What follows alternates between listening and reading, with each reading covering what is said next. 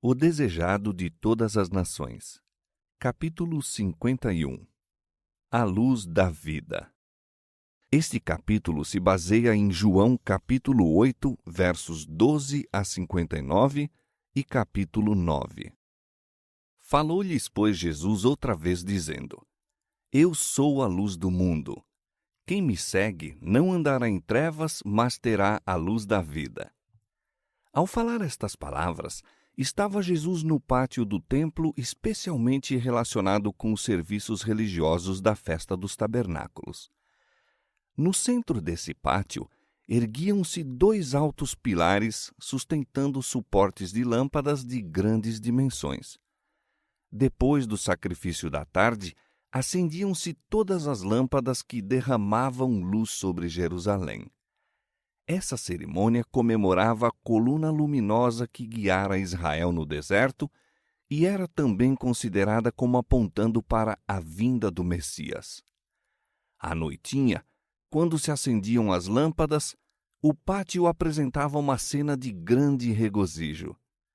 Homens de cabelos brancos, os sacerdotes do templo e os príncipes do povo uniam-se em festivas danças aos sons dos instrumentos e dos cantos dos levitas. Na iluminação de Jerusalém, o povo exprimia sua esperança da vinda do Messias para espalhar sua luz sobre Israel. Para Jesus, porém, tinha a cena mais ampla significação. Como as irradiantes lâmpadas do templo iluminavam tudo em derredor, assim Cristo, a fonte da luz espiritual, iluminava as trevas do mundo. Todavia, o símbolo era imperfeito. Aquela grande luz que sua própria mão pusera no céu era uma representação mais fiel da glória de sua missão. Era de manhã. O sol acabava de erguer-se sobre o Monte das Oliveiras e seus raios incidiam com ofuscante claridade no mármore dos palácios, fazendo rebrilhar o ouro das paredes do templo, quando Jesus, apontando-o, disse: Eu sou a luz do mundo. Muito posteriormente foram essas palavras repetidas por alguém que as ouvira nesta sublime passagem. Nele estava a vida, e a vida era a luz dos homens.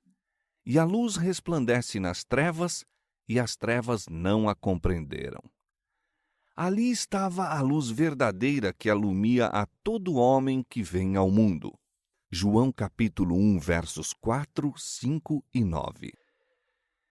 E muito depois de Cristo haver ascendido ao céu, Pedro, também escrevendo sob a iluminação do Espírito Divino, evocou o símbolo empregado por Cristo.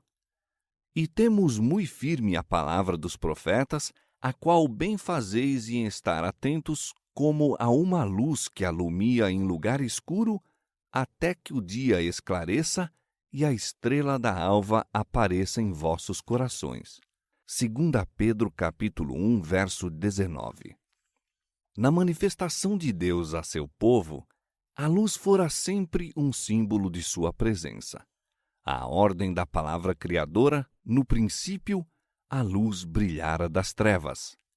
Estivera velada na coluna de nuvens de dia e na de fogo à noite, conduzindo os vastos exércitos de Israel. Resplandecera com terrível majestade em volta do Senhor no monte Sinai. Repousava sobre o propiciatório no tabernáculo. Enchera o templo de Salomão ao ser dedicado. Nas colinas de Belém, quando os anjos trouxeram a mensagem de redenção aos pastores de vigia, brilhara a luz. Deus é luz, e nas palavras Eu sou a luz do mundo, Cristo declarou sua unidade com Deus e sua relação para com toda a família humana. Fora ele que, no princípio, fizera com que das trevas resplandecesse a luz. 2 Coríntios capítulo 4, verso 6. Ele é a luz do sol e da lua e das estrelas. Era ele a luz espiritual que, em símbolo e tipo e profecia, brilhara sobre Israel. Mas não somente para a nação judaica fora dada essa luz. Como os raios solares penetram até aos mais afastados recantos da terra, assim a luz do sol da justiça resplandece sobre toda a alma. Ali estava a luz verdadeira que alumia a todo homem que vem ao mundo. O mundo tem tido seus grandes ensinadores, homens de cérebro gigantesco e dotados de admirável capacidade de investigação, homens cujas declarações têm estimulado o pensamento e aberto à visão vastos campos de conhecimento. E esses homens têm sido honrados como guias e benfeitores de sua raça. Alguém existe, porém, que o supera a todos. A todos quanto o receberam, deu-lhes o poder de serem feitos filhos de Deus. Deus nunca foi visto por alguém. O Filho unigênito, que está no seio do Pai, esse o fez conhecer. João capítulo 1, versos 12 e 18. Podemos seguir os passos dos grandes homens do mundo até aonde se estende o registro da história humana. A luz, porém, existia antes deles. Como a lua e as estrelas de nosso sistema solar brilham pelo reflexo da luz do sol, assim, no que há de verdadeiro em seus ensinos, refletem os grandes pensamentos do mundo os raios do sol da justiça.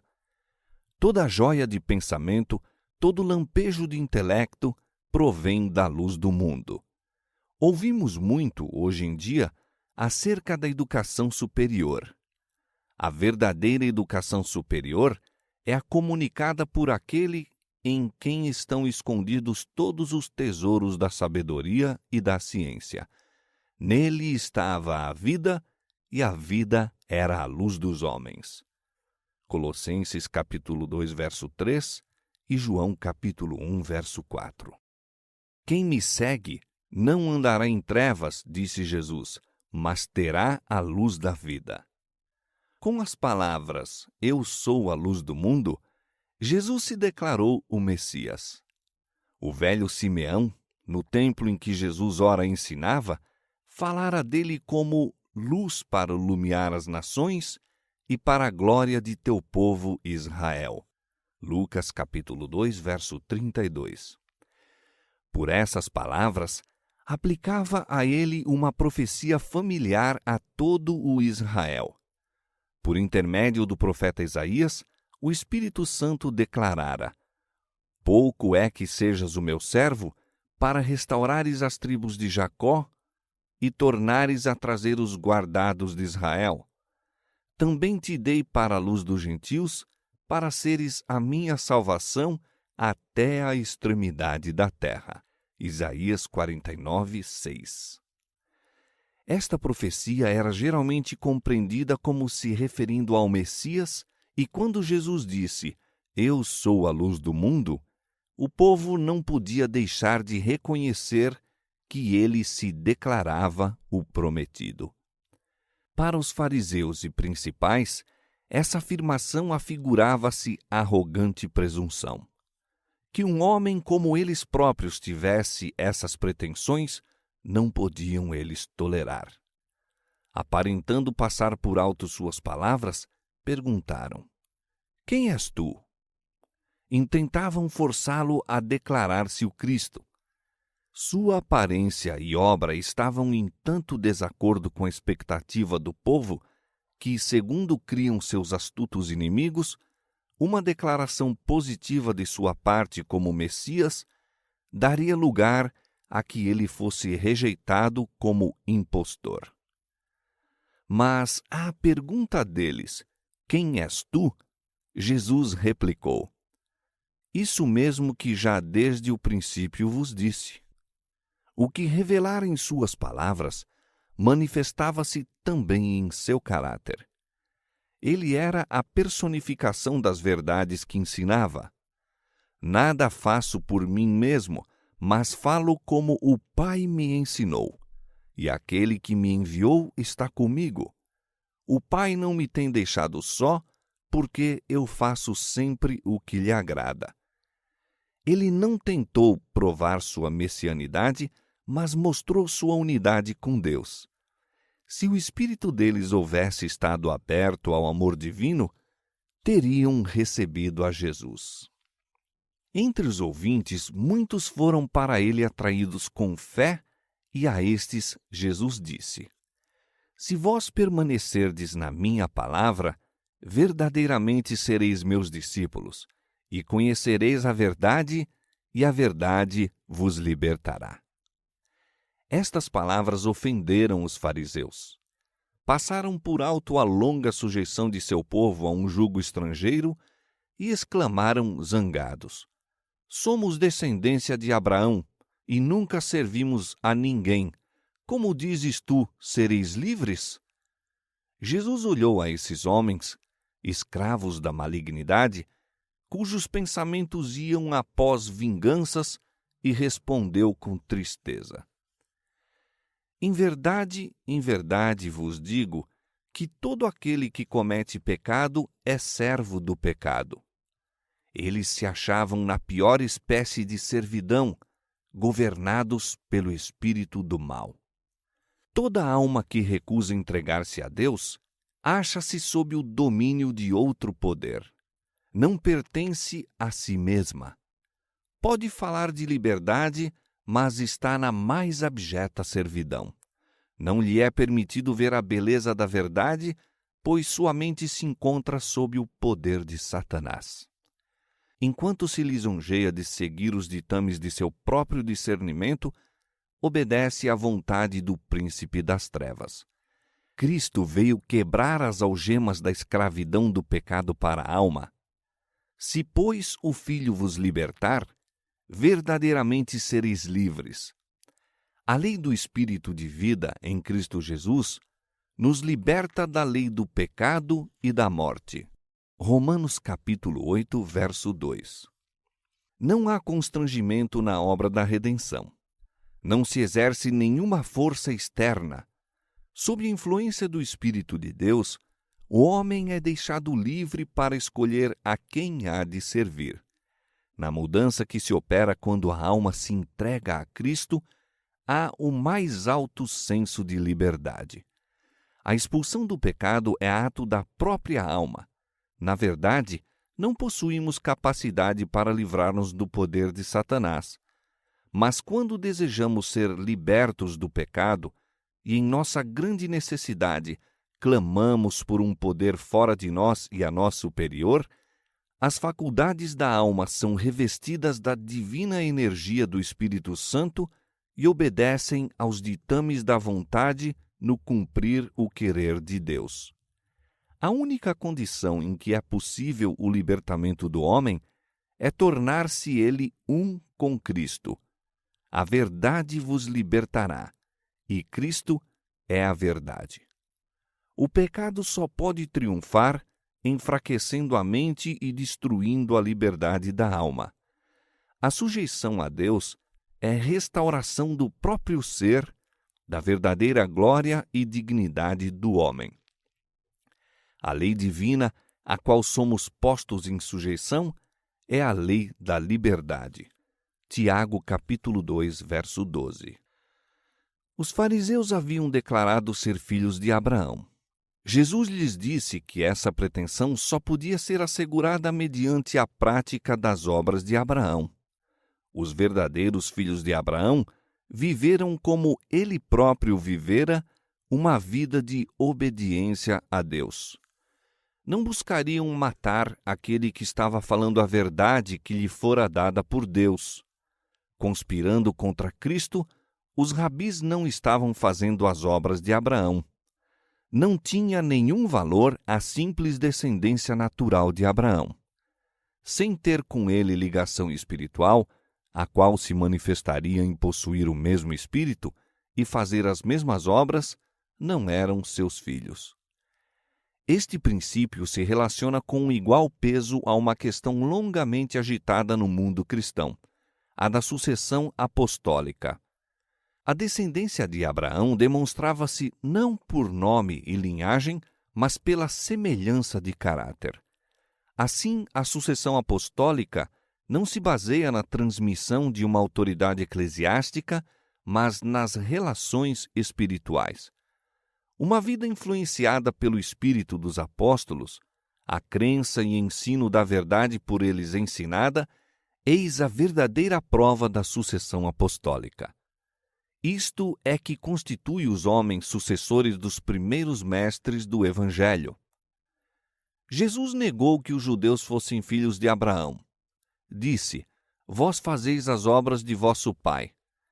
Em zombaria, responderam: Nós não somos nascidos de prostituição. Temos um pai, que é Deus. Estas palavras, em alusão às circunstâncias de seu nascimento, foram atiradas como uma estocada contra Cristo em presença dos que começavam a nele crer. Jesus não deu ouvidos à baixa insinuação, mas disse: Se Deus fosse o vosso Pai, certamente me amaríeis, porque eu saí e vim de Deus. As obras deles testificavam de suas relações com aquele que era mentiroso e assassino. Vós tendes por pai ao diabo, disse Jesus, e quereis satisfazer os desejos de vosso pai. Ele foi homicida desde o princípio, não se firmou na verdade, porque não há verdade nele. Mas porque eu vos digo a verdade, não me credes. O fato de Jesus falar a verdade, e isso com convicção, era motivo de não ser recebido pelos chefes judeus. Era a verdade que escandalizava esses homens cheios de justiça própria. A verdade expunha a falácia do erro, condenava-lhes o ensino e a prática e era mal recebida. Preferiam fechar os olhos à verdade a humilhar-se e confessar que tinham estado em erro. Não amavam a verdade, não a desejavam, embora fosse a verdade. Quem dentre vós me convence de pecado? E se vos digo a verdade, por que não credes? Dia a dia, durante 3 anos, os inimigos de Cristo o haviam seguido, procurando encontrar uma mancha em seu caráter. Satanás e toda a confederação do mal o tinham procurado vencer, mas coisa alguma nele acharam que se pudessem aproveitar. Os próprios demônios eram forçados a confessar: Bem sei quem és, o Santo de Deus. Marcos capítulo 1, verso 24. Jesus vivia a lei aos olhos do céu, dos mundos não caídos e dos homens pecadores. Diante dos anjos, dos homens e dos demônios, havia ele proferido, sem ser contestado, palavras que, partidas de quaisquer outros lábios, teriam sido uma blasfêmia. Eu faço sempre o que lhe agrada. O fato de, embora não podendo encontrar pecado em Cristo, os judeus o rejeitarem, provava que eles próprios não tinham nenhuma ligação com Deus. Não reconheciam sua voz na mensagem de seu filho. Pensavam estar julgando a Jesus. Rejeitando-o, porém, estavam-se sentenciando a si mesmos. Quem é de Deus, disse Jesus, escuta as palavras de Deus. Por isso vós não escutais, porque não sois de Deus. A lição é verdadeira em todos os tempos. Muito homem que se deleita em usar de evasivas, em criticar, em buscar qualquer coisa questionável na palavra de Deus, julga estar assim dando provas de independência de espírito e argúcia. Supõe estar julgando a Bíblia, quando na verdade se está julgando a si mesmo.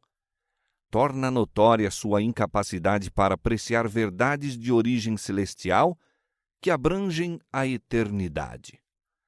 Em face da grande montanha da justiça de Deus, seu espírito não se sente possuído de respeito. Ocupa-se em procurar gravetos e palhinhas, traindo assim uma natureza acanhada e terrena, um coração que está perdendo rapidamente sua capacidade de apreciar a Deus. Aquele cujo coração correspondeu ao divino toque, andará em busca daquilo que lhe aumentará o conhecimento de Deus e há de apurar e enobrecer o caráter. Como a flor se volve para o sol, a fim de que os brilhantes raios lhe imprimam seu matiz em belos coloridos, assim se voltará a alma para o sol da justiça, para que a luz celestial lhes embeleze o caráter com as graças do caráter de Cristo. Jesus continuou traçando um flagrante contraste entre a posição dos judeus e a de Abraão. Abraão, vosso pai, exultou por ver o meu dia e viu-o e alegrou-se. Abraão desejara grandemente ver o prometido Salvador. Fazia as mais fervorosas orações para que lhe fosse dado contemplar o Messias antes de sua morte, e viu a Cristo. Foi-lhe concedida uma luz sobrenatural, e ele reconheceu o divino caráter de Cristo, viu o seu dia e alegrou-se. Foi-lhe dada uma visão do divino sacrifício pelo pecado. Desse sacrifício tinha ele uma ilustração no que se passara consigo mesmo.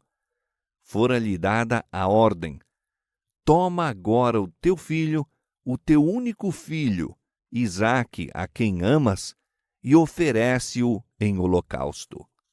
Gênesis capítulo 22, verso 2.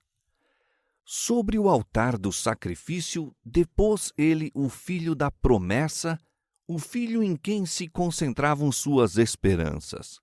Então, quando estava ao pé do altar com o cutelo erguido para obedecer a Deus, ouviu uma voz do céu que dizia: não estendas a tua mão sobre o moço, e não lhe faças nada, porquanto agora sei que temes a Deus, e não me negaste o teu filho, o teu único.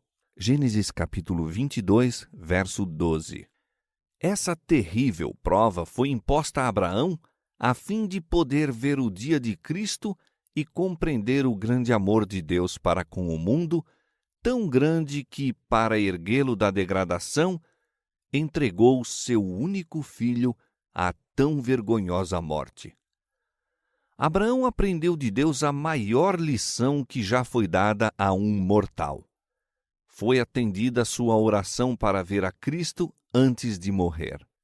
Contemplou-o, viu tudo quanto um mortal pode ver e ao mesmo tempo subsistir. Fazendo uma inteira entrega, habilitou-se a compreender a visão de Cristo que lhe fora concedida. Foi-lhe mostrado que, ao dar seu Filho unigênito para salvar os pecadores da ruína eterna, Deus estava fazendo um sacrifício maior e mais admirável do que o homem jamais poderia fazer. A experiência de Abraão respondia à pergunta: com que me apresentarei ao Senhor e me inclinarei ante o Deus Altíssimo? Virei perante ele com holocaustos? Com bezerros de 1 ano? Agradar-se-á o Senhor de milhares de carneiros? De 10.000 ribeiros de azeite? Darei o meu primogênito pela minha transgressão, o fruto do meu ventre pelo pecado da minha alma? Miqueias capítulo 6, versos 6 e 7. Nas palavras de Abraão, Deus proverá para si o cordeiro para o holocausto, meu filho. Gênesis capítulo 22, verso 8. E na provisão feita por Deus de um sacrifício em lugar de Isaque, declarou-se que homem algum poderia fazer expiação por si mesmo. O sistema pagão de sacrifício era inteiramente inaceitável a Deus. Pai nenhum devia oferecer o filho ou a filha por oferta do pecado. Unicamente o Filho de Deus pode tomar sobre si a culpa do mundo. Por meio de seu próprio sofrimento, Abraão foi habilitado a contemplar a missão de sacrifício do Salvador. Mas Israel não quis compreender aquilo que lhes era tão desagradável ao coração orgulhoso. As palavras de Cristo com referência a Abraão não tiveram para seus ouvintes nenhum significado profundo. Os fariseus não viram nelas senão novo pretexto para suas cavilações. Retorquiram zombeteiramente, como se quisessem provar que Jesus era um desequilibrado. Ainda não tens 50 anos e viste a Abraão? Com solene dignidade respondeu Jesus: em verdade vos digo que, antes que Abraão existisse, eu sou. Fez-se silêncio na vasta assembleia. O nome de Deus, dado a Moisés para exprimir a ideia da presença eterna, fora reclamado como seu pelo Rabi da Galileia. Declarara-se aquele que tem existência própria, aquele que fora prometido a Israel, cujas saídas são desde os tempos antigos, desde os dias da eternidade. Miqueias capítulo 5, verso 2. Novamente os sacerdotes e rabinos clamaram contra Jesus como blasfemo. O afirmar ele ser um com Deus incitara-os antes a tirar-lhe a vida, e poucos meses mais tarde declararam abertamente: não te apedrejamos por alguma obra boa, mas pela blasfêmia, porque, sendo tu homem, te fazes Deus a ti mesmo. João capítulo 10, verso 33. Porque ele era e confessava ser o Filho de Deus, intentavam matá-lo. Então, muitos dentre o povo, pondo-se do lado dos sacerdotes e rabinos, apanharam pedras para lhe atirarem. Jesus ocultou-se e saiu do templo, passando pelo meio deles, e assim se retirou. A luz estava brilhando nas trevas, mas as trevas não a compreenderam. João 1, 5. E, passando Jesus, viu um homem cego de nascença. E os seus discípulos lhe perguntaram, dizendo: Rabi, quem pecou, este ou seus pais, para que nascesse cego? Jesus respondeu: nem ele pecou, nem seus pais, mas foi para que se manifestasse nele as obras de Deus.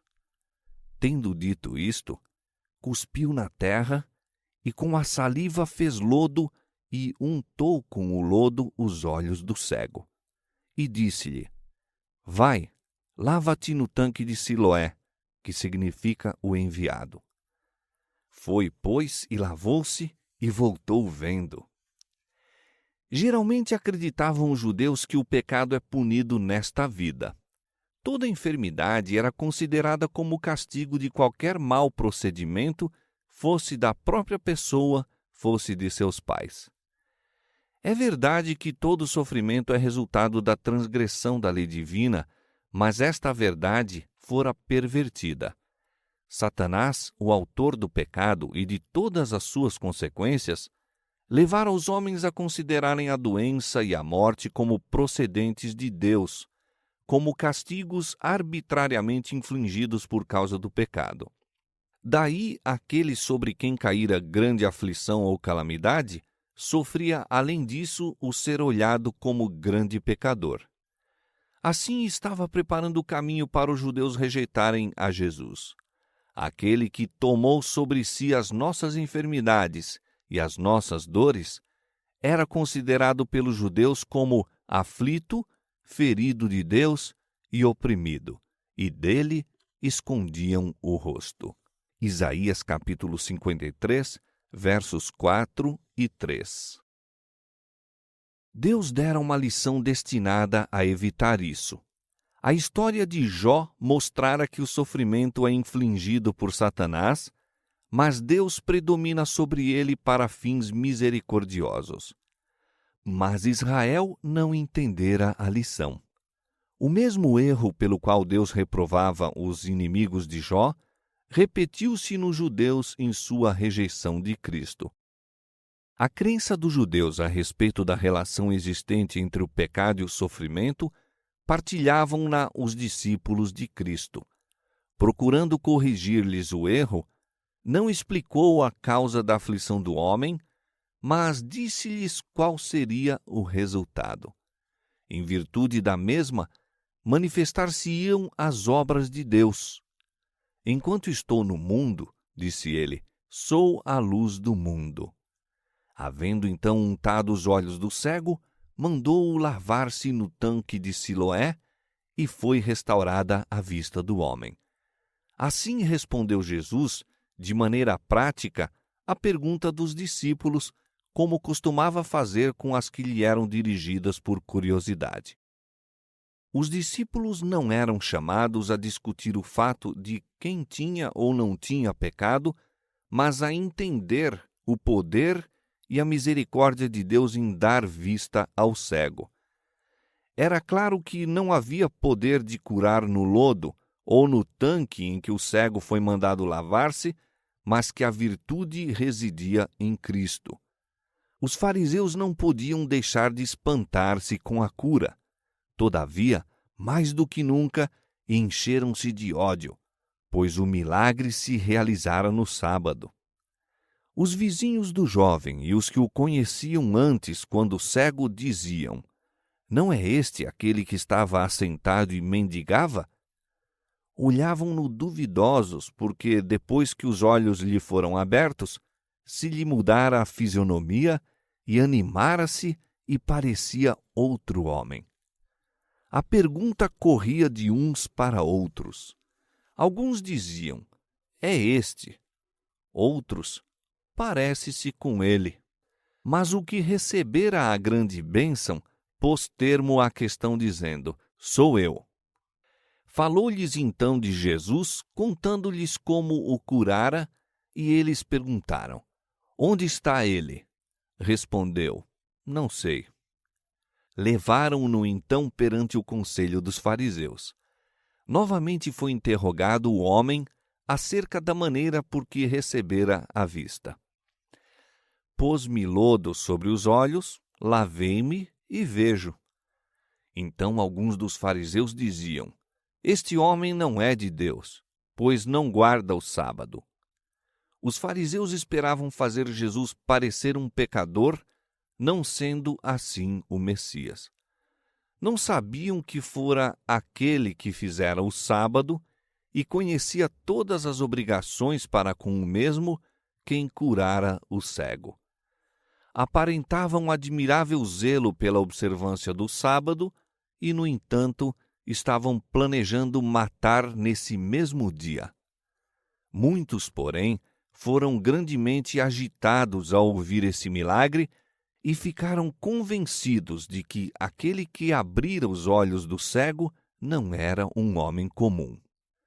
Em resposta à acusação de ser Jesus um pecador por não guardar o sábado, disseram: "Como pode um homem pecador fazer tais sinais?" Outra vez apelaram os rabinos para o cego: "Tu que dizes daquele que te abriu os olhos?" E ele respondeu: "Que é profeta." Os fariseus declararam então que ele não nascera cego, nem recebera a vista. Chamaram seus pais e perguntaram-lhes: "É este o vosso filho que vós dizeis ter nascido cego?" Ali estava o próprio homem afirmando que nascera cego e que a vista lhe fora restaurada.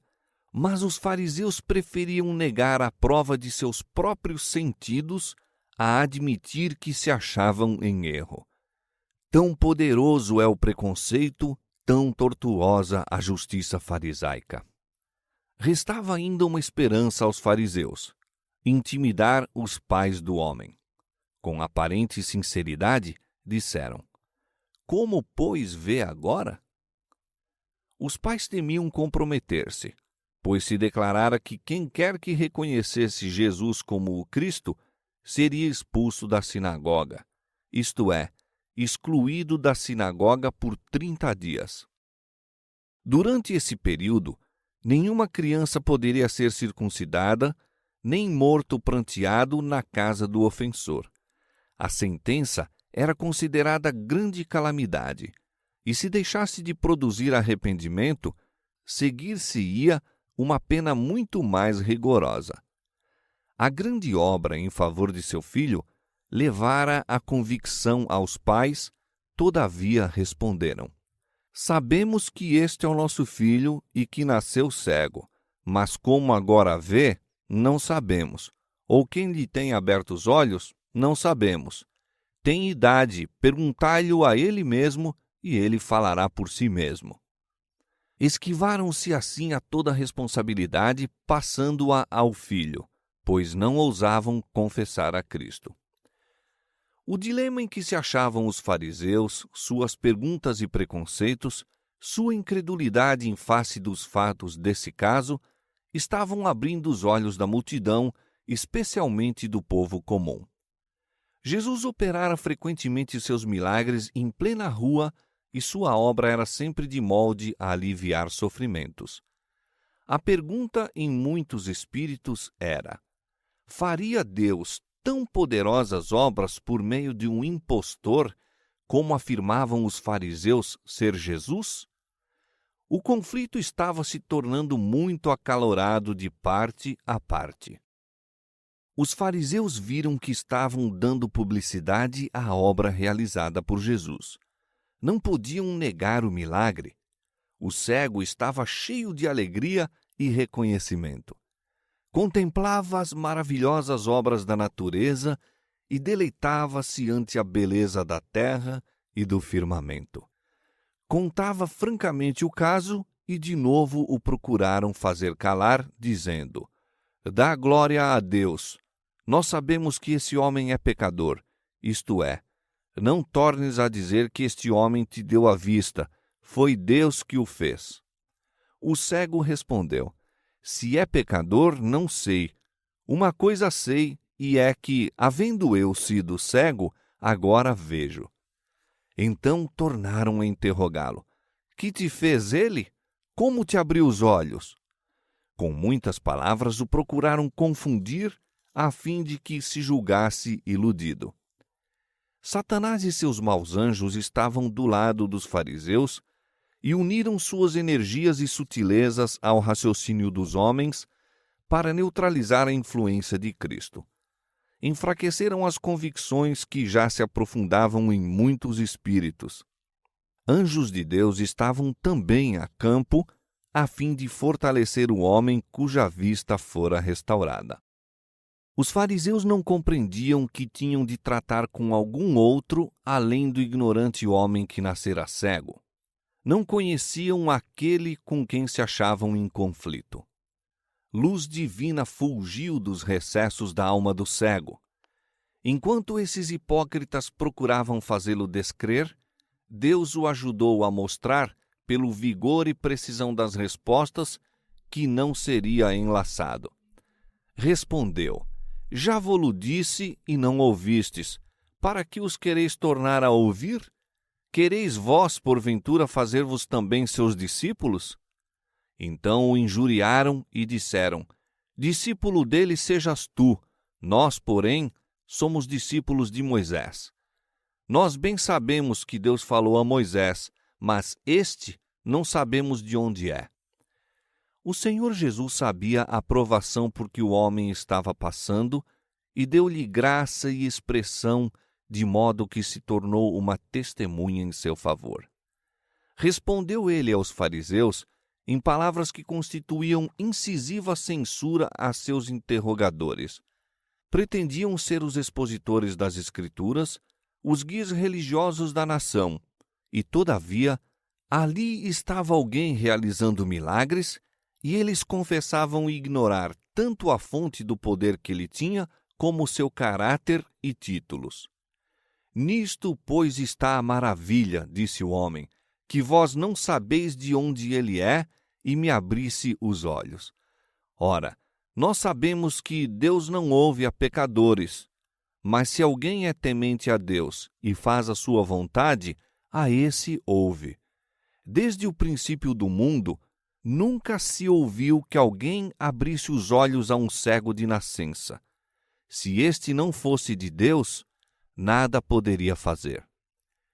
O homem estava enfrentando seus inquiridores com as próprias armas por eles planejadas. Seu raciocínio era irrefutável. Os fariseus estavam pasmados e calaram-se estupefatos diante de suas precisas e decididas palavras. Por alguns momentos, houve silêncio. Depois, os sacerdotes e rabinos, de sobressenho carregado, apanharam e aconchegaram a si as vestes, como a temer contaminação do contato com ele, sacudindo o pó dos pés, atirando-lhe as acusadoras palavras. Tu és nascido todo em pecados e nos ensinas a nós? E excomungaram-no. Jesus ouviu o que acontecera e, encontrando-o pouco depois, disse: Crês tu no Filho de Deus? Pela primeira vez, contemplou o cego o rosto de seu restaurador. Ante o conselho vira seus pais turbados e perplexos, olhara a severa fisionomia dos rabinos. Agora, seus olhos descansavam sobre o amorável e sereno semblante de Jesus. Com grande dificuldade, já o reconhecera como o delegado do poder divino. Agora lhe foi concedida maior revelação. Ante a pergunta do Salvador, crês tu no Filho de Deus? O cego replicou perguntando, quem é ele, Senhor, para que nele creia?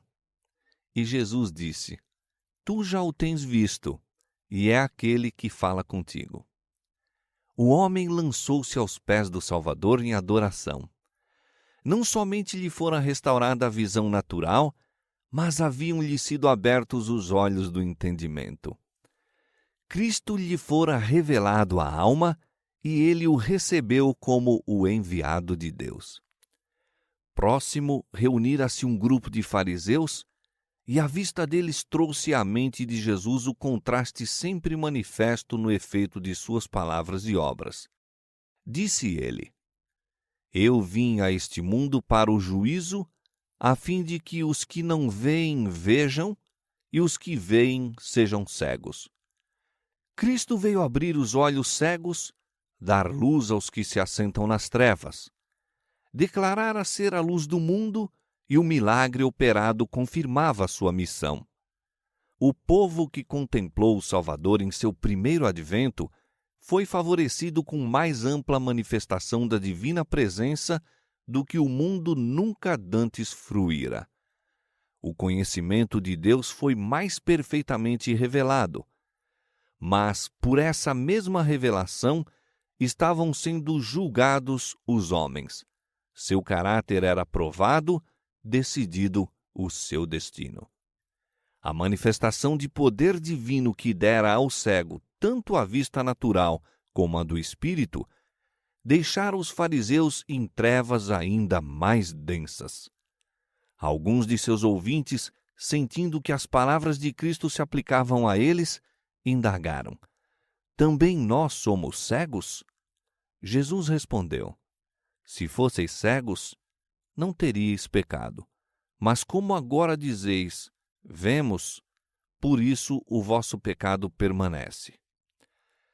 Se Deus vos tivesse tornado impossível ver a verdade, vossa ignorância não envolveria nenhuma culpa. Mas agora dizeis, vemos, julgai-vos capazes de ver e rejeitais os meios mediante os quais unicamente poderíeis receber a vista.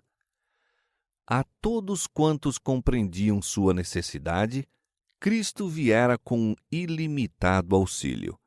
Mas os fariseus não confessavam necessidade alguma, recusavam-se a ir a Cristo e por isso foram deixados em cegueira, uma cegueira de que eles próprios eram culpados. Jesus disse, vosso pecado permanece.